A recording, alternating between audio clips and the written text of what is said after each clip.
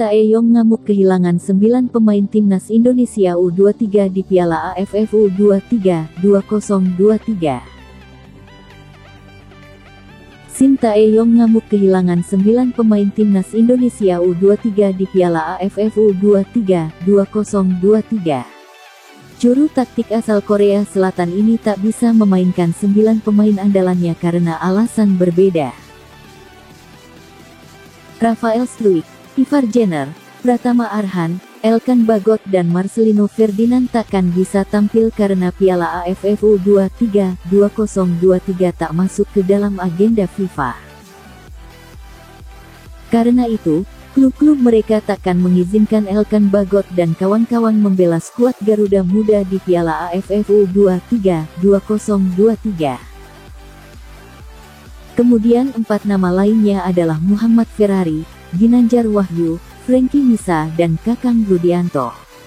Mereka tengah menjalani pendidikan kepolisian sekira 5 bulan, sehingga dipastikan absen memperkuat timnas Indonesia U23 di Piala AFF U23 2023 dan kualifikasi Piala Asia U23 2024. Tenaga Muhammad Ferrari dan kawan-kawan sejatinya sangat diandalkan Sintayong di timnas Indonesia U23. Sebab, Sintayong sudah paham betul kualitas Kakang Rudianto serta kolega saat memperkuat timnas Indonesia U20.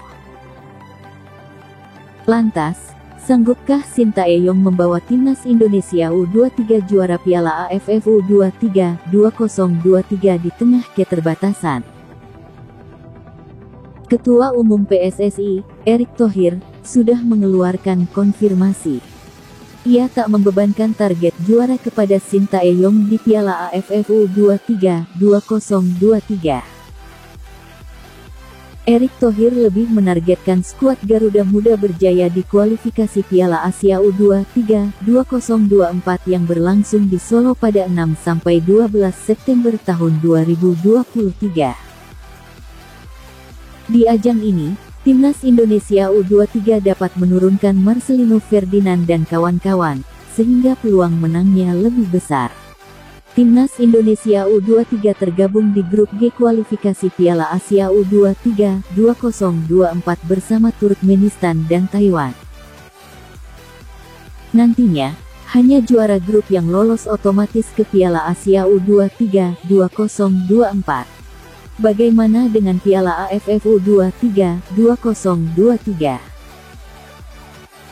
Skuad Garuda Muda tergabung di grup B bersama Malaysia dan Timor Leste.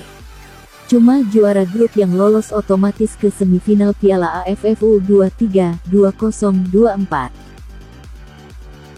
Tak hanya itu, timnas U23 Indonesia menghadapi tantangan dalam menentukan skuad yang akan bermain di Piala AFF U23 2023 dan kualifikasi Piala Asia U23 2024. Masalah ini timbul karena 4 anggota timnas Indonesia saat ini sedang mengikuti program pendidikan polisi, di mana hal itu menjadi masalah serius bagi pelatih Sintayong.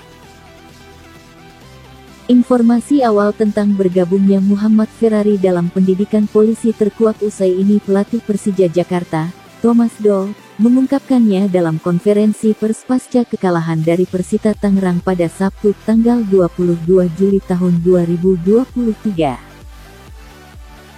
Bersamaan dengan itu, foto-foto di media sosial menunjukkan 3 pemain lain dari timnas U20 Indonesia yang juga sedang menjalani pendidikan polisi bersama Muhammad Ferrari.